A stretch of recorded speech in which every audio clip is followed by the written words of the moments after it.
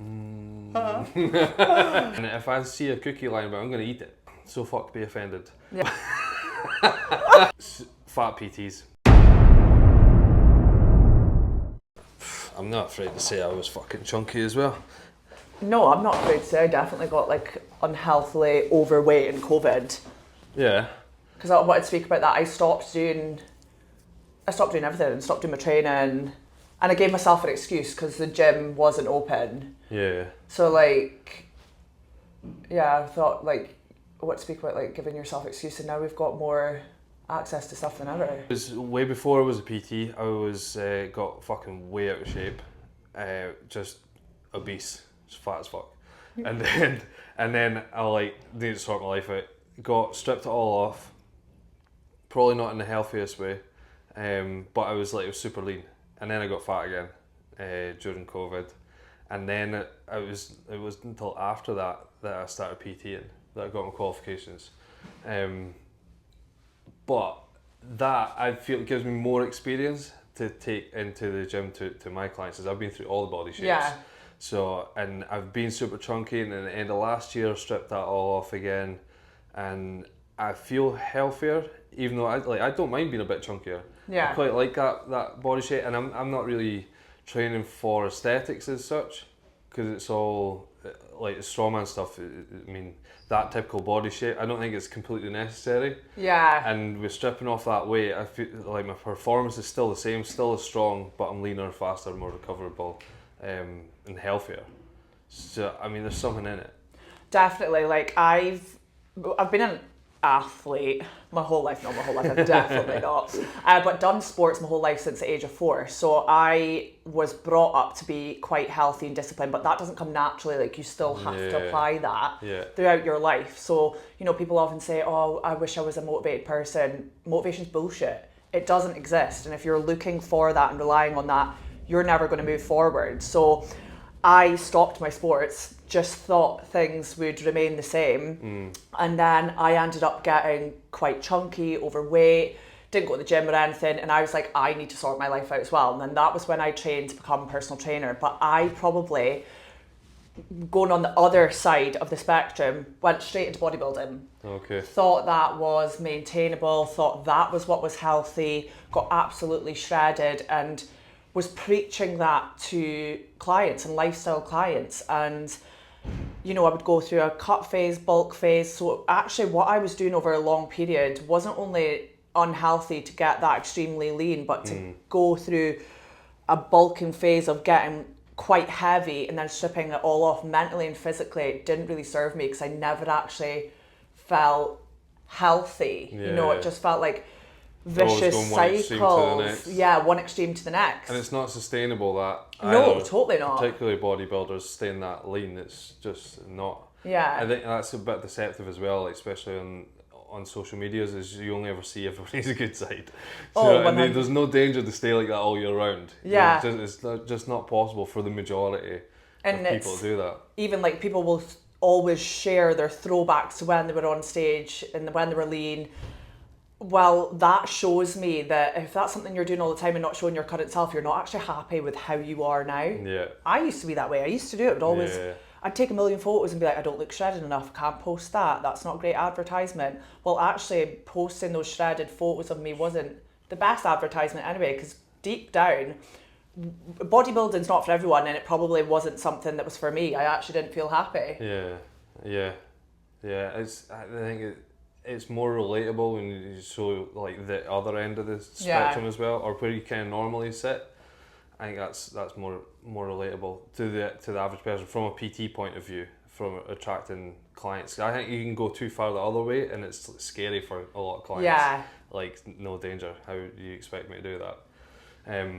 But do you think, like, so if you're looking for a PT, certainly if I was looking for a PT, it would have to be somebody that looks the part. Yeah. Do you know what I mean? So like, if I was looking for a PT, it would have to be somebody probably stronger than me, looks somewhat like the way I would like to look, kind of thing, or at least has done it and been through it. Whereas you get some PTs that don't look like that. Do you know what I mean? Like, wildly out of shape. Like, yeah. do you know, that wouldn't attract me. No, and I know this is going to offend some people, and unfortunately, you know, you can't have everyone on your side, but it's the truth. You do need to practice what you preach. I want to go to a PT that's been through different transitions. I'm not saying you need to be a bodybuilder. I'm not saying you need to be, you know, the best at high rocks or whatever. But I want to go to a coach that I have seen make change in their life. Yeah. And shows me, well, if they can do it, I can do it. But if there's a coach that's not made any transition whatsoever, to look that bit more healthy, to preach it, I just think's quite insulting. Yeah, I think I watched. This is not PT related, but I watched. I can't remember what time frame it was in, but it was a health director. Don't know if it was for the UK or not. But she was massive. I'm Yeah. like, you're talking about like healthy living and helping the kids eat healthy and everything, and she's sitting obese. Yeah. Do you know what I mean? And I'm like, shut up. No, like, and this is the thing, like, we're not coming on here to fat shame or anything, but it's about, you know, allowing people to recognise what really is a healthy example and what they should be looking for. And I know exactly what you mean. It's like, you know, you wouldn't, not that I'm insulting anybody that has this job, but you wouldn't go to someone in Tesco for advice that you'd be looking for from your doctor. You know what I mean? Yeah. So I want to go to someone for advice that's been through transition and looks healthy. Yeah. And I'm not saying that you need to be lean and have abs, but if you are visually quite overweight and obese, you are internally not healthy. So that's not a good example to me. Yeah, yeah, and it's a bit, I don't know, is it cheeky, somebody that size preaching to you how to be healthy? I guess there is a level of it, yeah. it's a bit patronising. But that's like me preaching to someone, you know, like a footballer who don't know nothing about football, you know what I mean? But I'm not saying they don't know anything, but you want to see that they've got some experience. It's experience you're looking for, isn't it? Yeah. It's like, what do you actually know about that thing if you've not actually done it yourself? Yeah. And can't sustain the habits that you're telling me to do. Yeah. Do you know what I mean? And another way I think people are going to spin this is that, you know, sometimes it's genetic, and I think that's bullshit. Everybody's genes are different, but if you are obese, that doesn't have anything to do with your genetics. That has to do with your choices. That has to do with your lifestyle. But I think we can have, you know, differences in our genetics, and so if someone allows to use that as an excuse, it's easier for them to create more excuses for themselves. But that's on you. But don't preach your genetics are the way you are, because that's not completely true. There's a lot of excuses, and it's been, I think social media's been really bad for in the last few years, like celebrating everybody's body shape, which is fine. Like if you're happy in that shape, absolutely fine.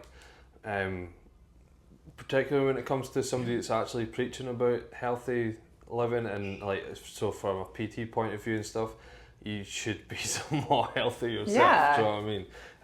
It just doesn't make any sense to be the other way.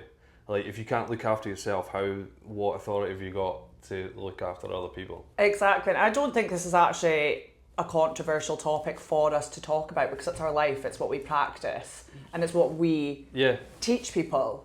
So it's very much relevant, I think, that we are speaking about this. And another thing I do want to say is, like, you know, you do get some people that might be a bit overweight and they're a coach. It doesn't mean they're not knowledgeable. Like, they could be extremely knowledgeable, and I don't want to take that away from some coaches, but there's a big difference between being overweight and being obese, and, you know, trying to help others save themselves, when really I just think it's quite detrimental. You need to be showing yourself that you can do it for you.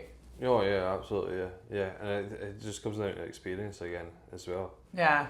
So I mean, if you've not got the discipline to be able to do that, like I find it quite difficult. Like when I'm giving advice to clients, and I'm like, you know, like getting your steps in and water and doing all this with your food and that, and they're like, oh yeah, it's easy for you. I'm like, it's not. No. It's not. But you still do it, and yeah, I get on with it without grumbling about it. But that wasn't the same all the time. Like, I've had to do this for years to get into the habit of doing it. And I'm not perfect all the time, absolutely not.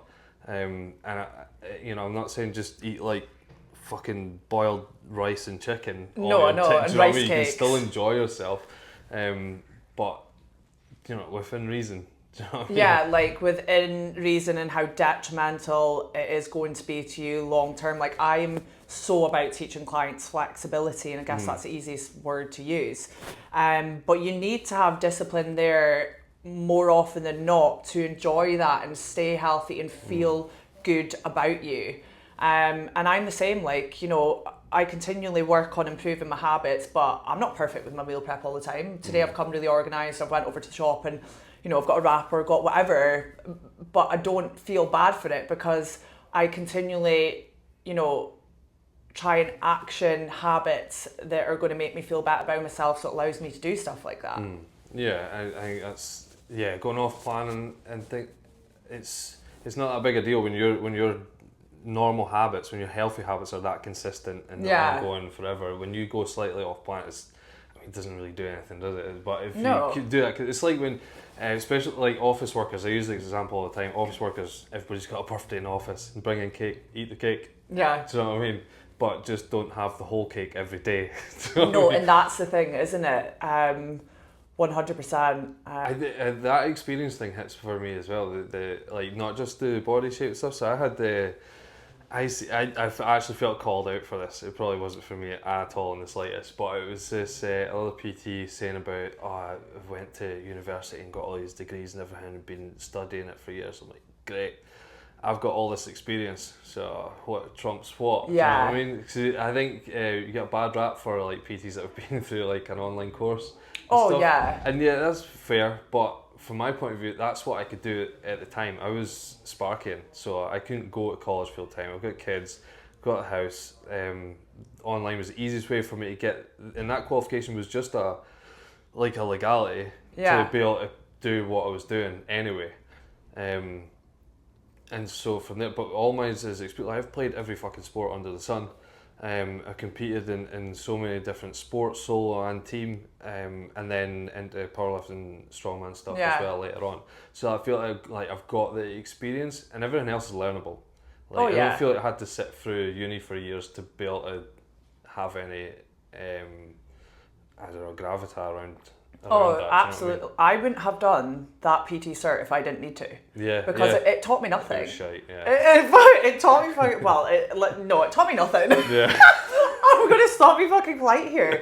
So if you have that cert and you call yourself a PT, that doesn't make you a PT. Yeah. A good trainer is someone that has experience, continues to grow through experience and be able to resonate and relate to other people.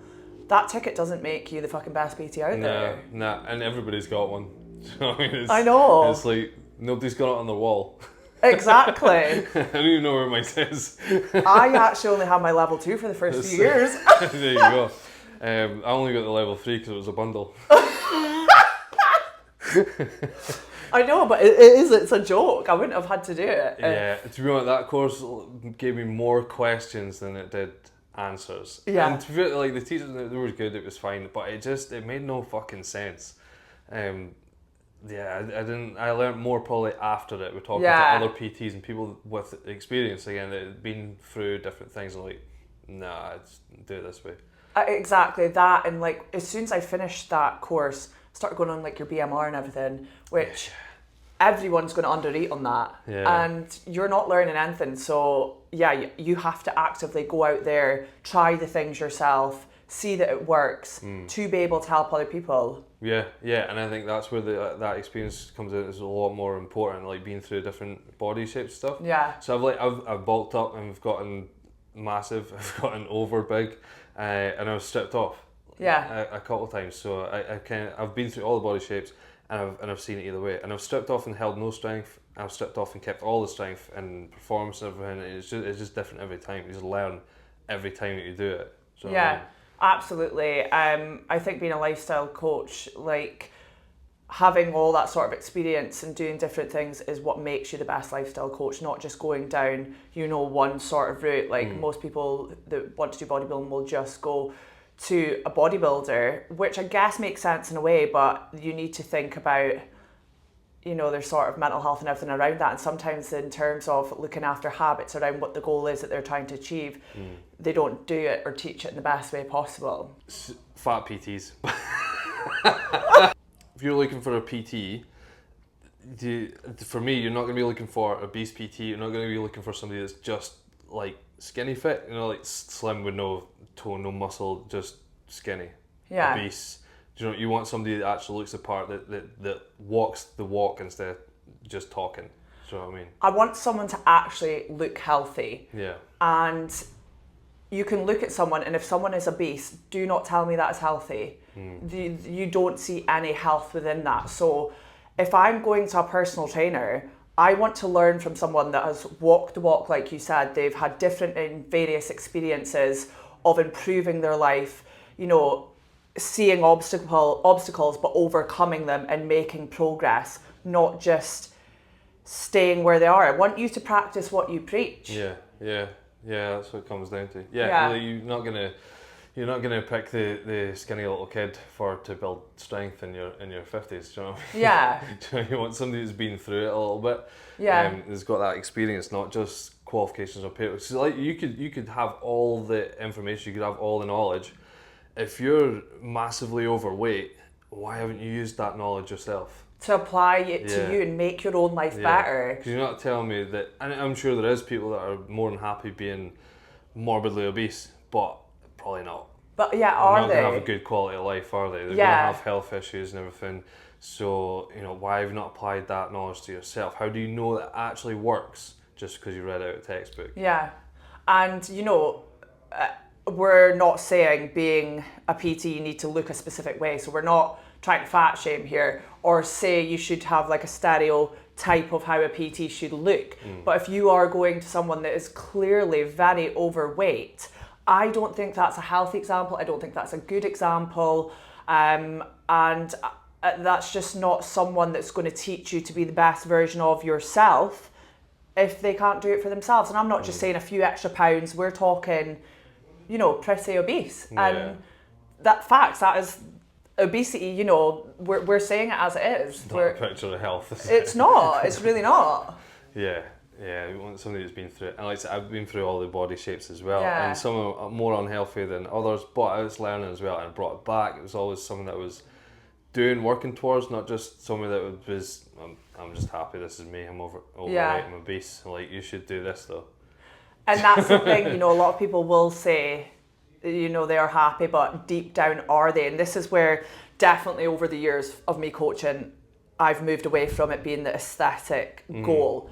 That was a goal for me for so many years, and that alone was unhealthy, and my mental health wasn't as good as it could have been. My habits weren't something that I was actually thriving from and feeling the great endorphins from. So it's, not just about how they look, but it's how are they going to teach you in the best way possible to mentally feel your best when you're definitely not mentally feeling your best if you're obese. You've got loads of underlying issues.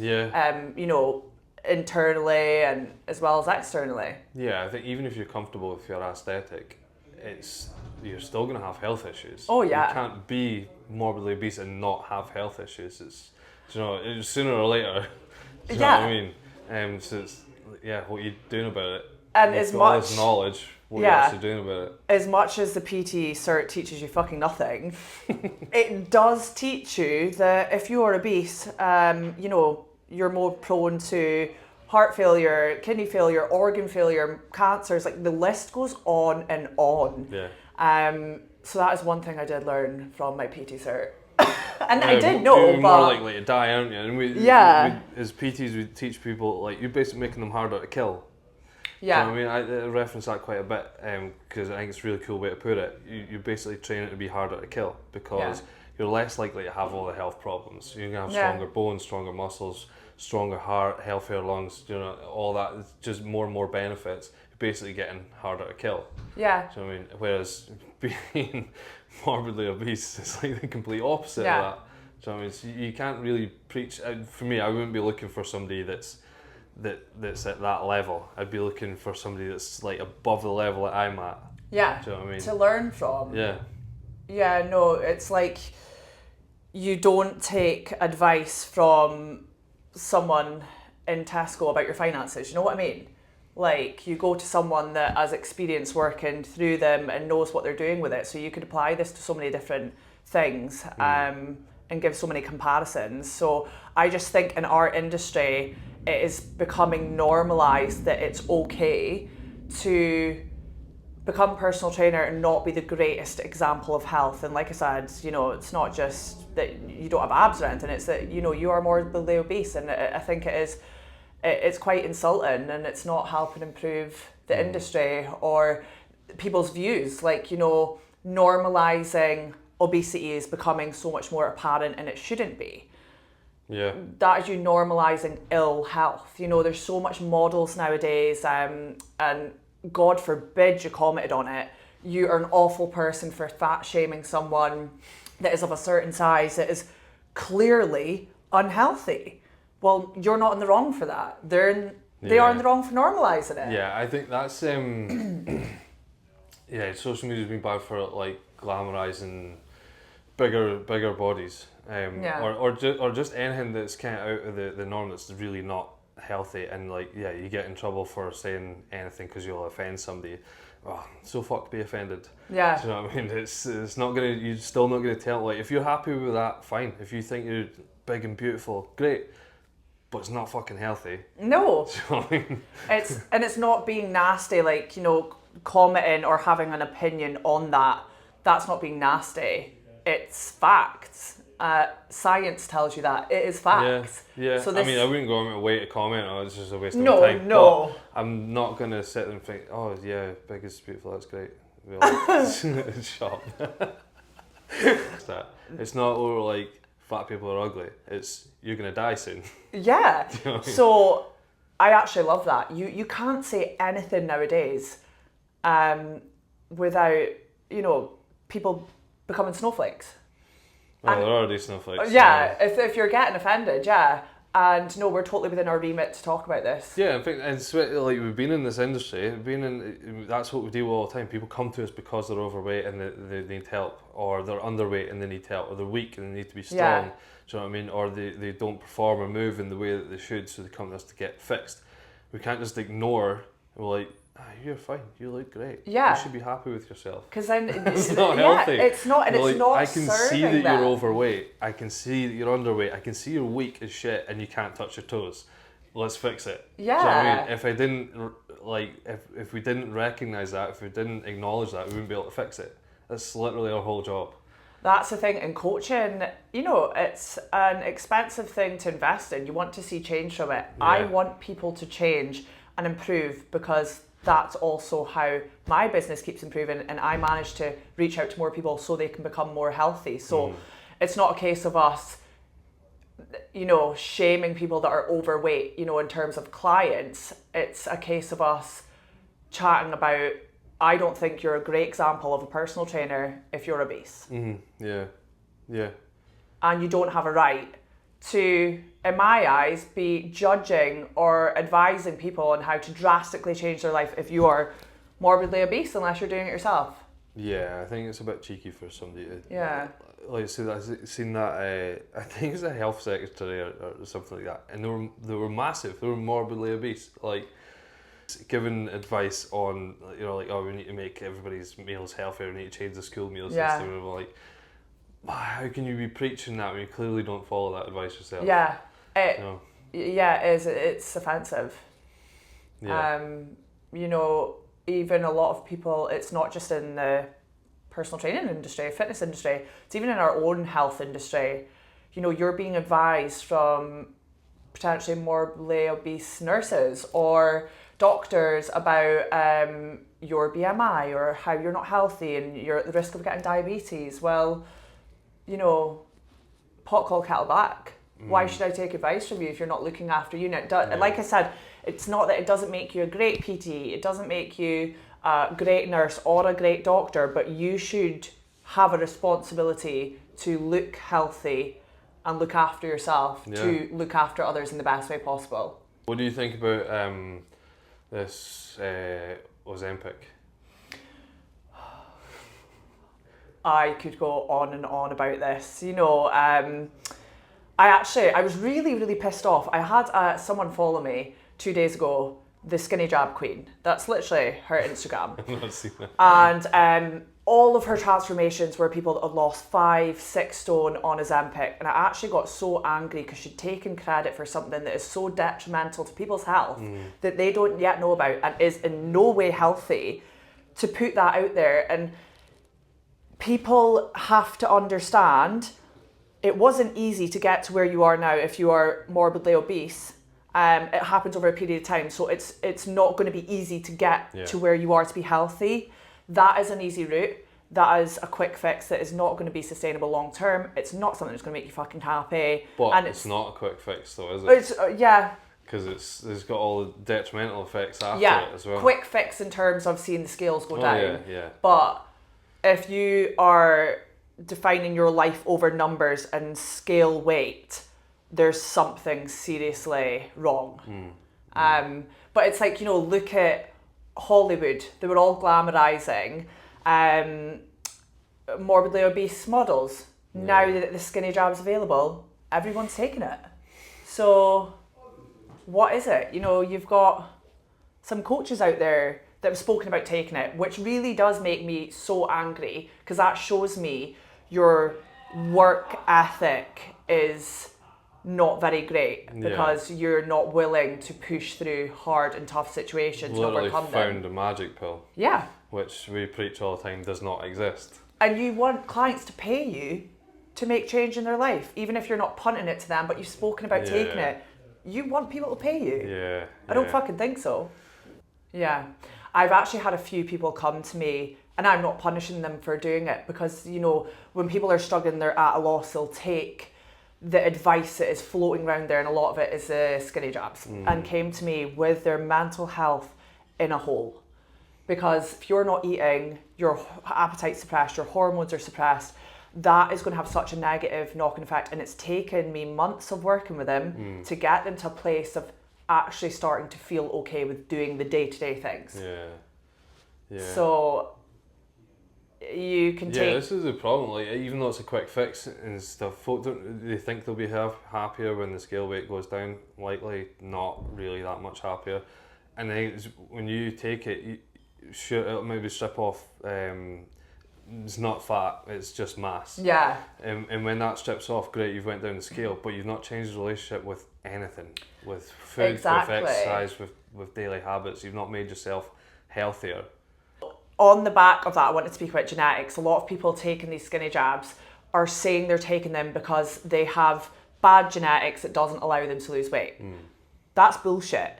Everyone is different. Genetics play a part. People will lose quicker than others, but it's not the reason why you're morbidly obese or why you're not losing. So don't use genetics as an excuse. I even see some coaches saying, I can't lose because I've got these certain sort of genetics that affect me from being able to achieve this.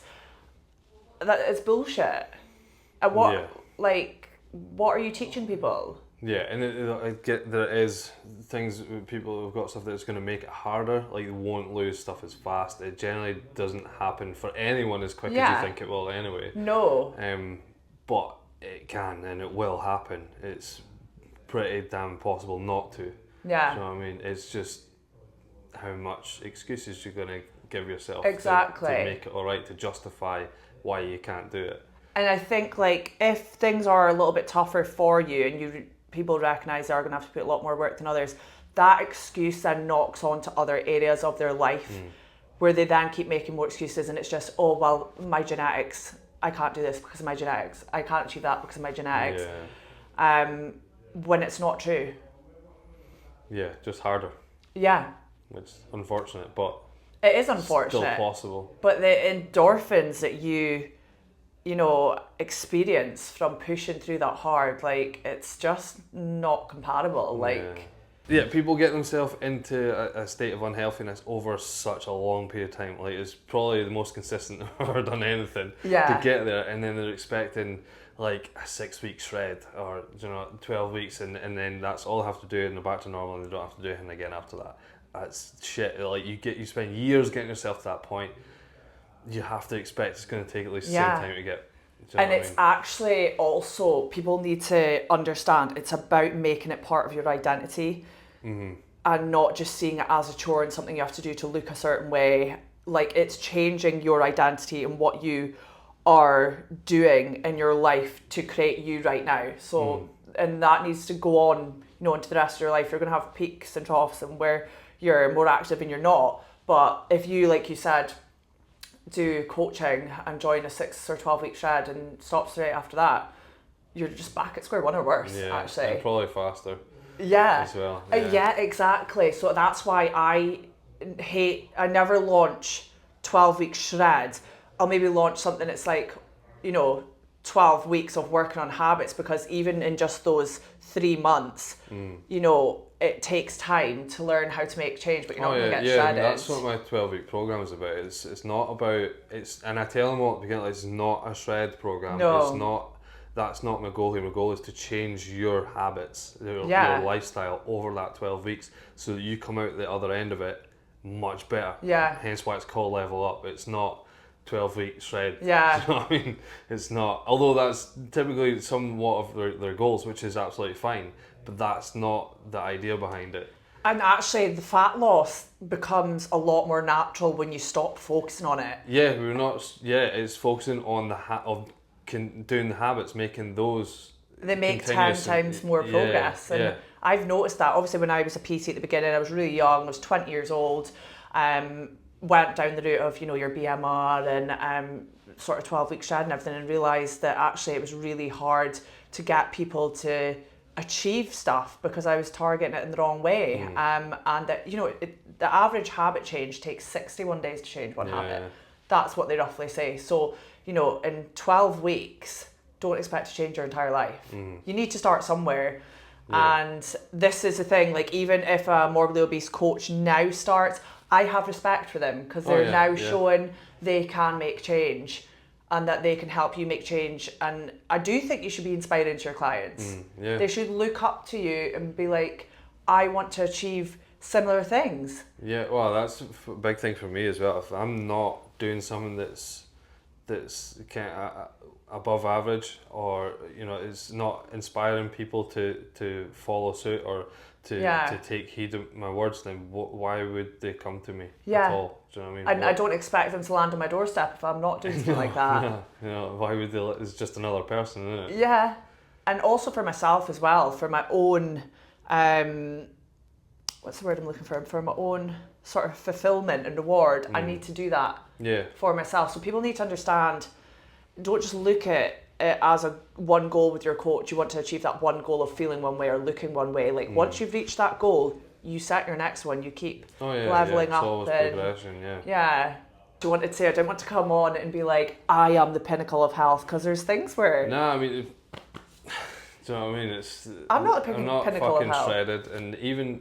Do you know what? Even when I was before, I wasn't actually that happy with it. Like, I've had the six pack and everything, and for me, like, it's overrated. I prefer being a little bit more on the chunky side. Yeah. I don't mind that at all. No, and that's me personally. It's aesthetic, and some people. I mean, it wasn't unhealthy. It's just a little bit more body fat than. It probably is actually the healthiest, is rather than being completely stripped off. Yeah. It probably was healthier to have just a little bit more chub. Fuck, I don't know where I was going with that. But that's the thing. Like, so we're not saying we're the pinnacles of health, because we're not.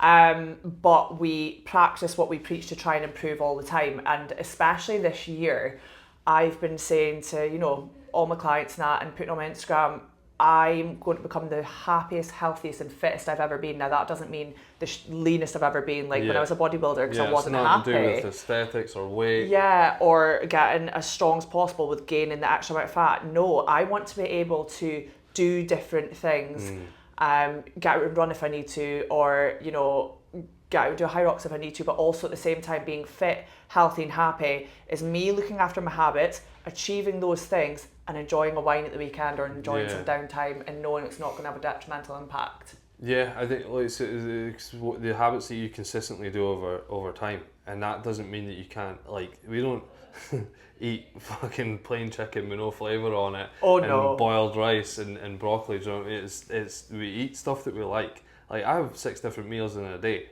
Yeah. And if I see a cookie lying about, I'm gonna eat it. Do you Do you know? know what I mean? And I'm gonna have the latte if I get the Yeah. opportunity. Do you know what I mean? It's the consistent habits that happen more often than just going out there to do something. If I want a drink, I'll have a drink.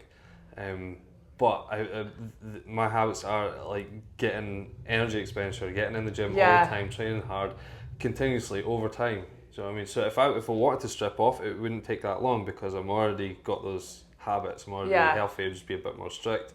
If I wanted to put on weight, it wouldn't take much either. Do you know what I mean? Same for me. It's funny you speak about that because without fail, every night, and it's a habit of mine like everything else, at 8 p.m. I have a cheese toastie. Without fail, 7 days a week. I bet you're happier though. And it does, but I feel good about it because I know I'm working hard, and I'm working hard so I can enjoy things and have these different sorts of things, and you can.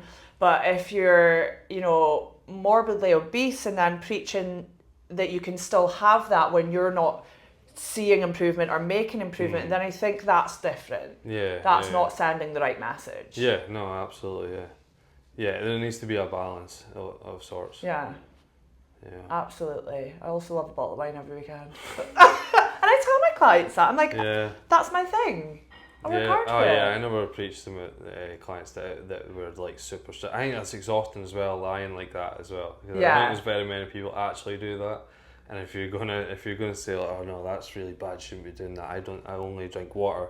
Like, fuck off, no you don't. No, that's the thing. It's about being real with your clients, and not everybody, shares that. But I want to be honest. Like, I have started being more honest. Like, I'll show what I have at the weekend.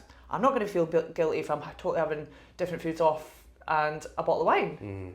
Like, I done when I done my program last year with the clients. So again, it was experience. Like, I wanted to know exactly what I was putting them all through, and it definitely worked. It did work really well. It wasn't perfect all the way through it. I was more strict than most because I've already got those kind of habits, that lifestyle, and I know that I can push myself. But there was a couple of weeks, 1 week in particular, I'd done like maybe 2 workouts. I'm like, I'm human. Yeah. You know what I mean? I felt like shit this week. I wasn't feeling it at all, and I overdid it. Yeah. So what?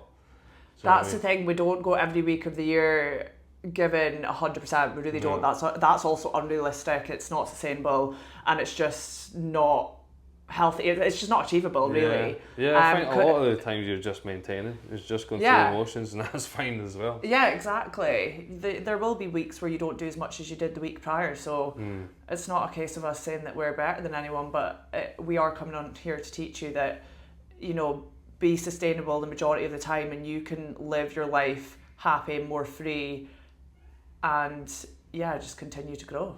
It doesn't have to be massively restricted to get and I what think you should go to someone that looks the part to do that. Oh yeah. For you to benefit most. I think a lot of I tell clients a lot of time, like, if I were to give you your perfect body and everything just now, if you can imagine that, I'd be like, would you give a shit what it said on the scales? Likely not. Do you know what I mean? And the chances are you're going to be a lot heavier than what you think you are at your perfect body. Do you know what I mean? We both actually shared something today. I didn't realise that if you feel good, if you feel happy, not just physically and mentally, and you have got ability to do stuff, you don't give a fuck about what the scales have to say. No, I mean, I actually learnt that, relearnt that this year. So the end of last year was stripping that weight off, and then really worried that I was going to lose a lot of strength. The strength is all still there, so I not even really focused on the weight at all. It's all been performance based. So if I'm happy with how things are moving, how strong I'm feeling, I actually not give a shit what the weight is. Yeah. You know what I mean? Whereas before I was like, I need to be heavier, I need to be in this weight category. I don't, performance is still there. I feel a lot better, moving faster, more recoverable, and clearly healthier. Well, that's the thing. So like, I'm always trying to teach clients to not care about what the scales have to say, but I don't mean it in the way, well, if someone's morbidly obese, they shouldn't care what the scales say. Yeah, it's still a metric that you can measure. Yeah, you should, because it's not healthy for you long term, and you're not going to live a happy, healthy, long life. Yeah. If you're like that. Yeah,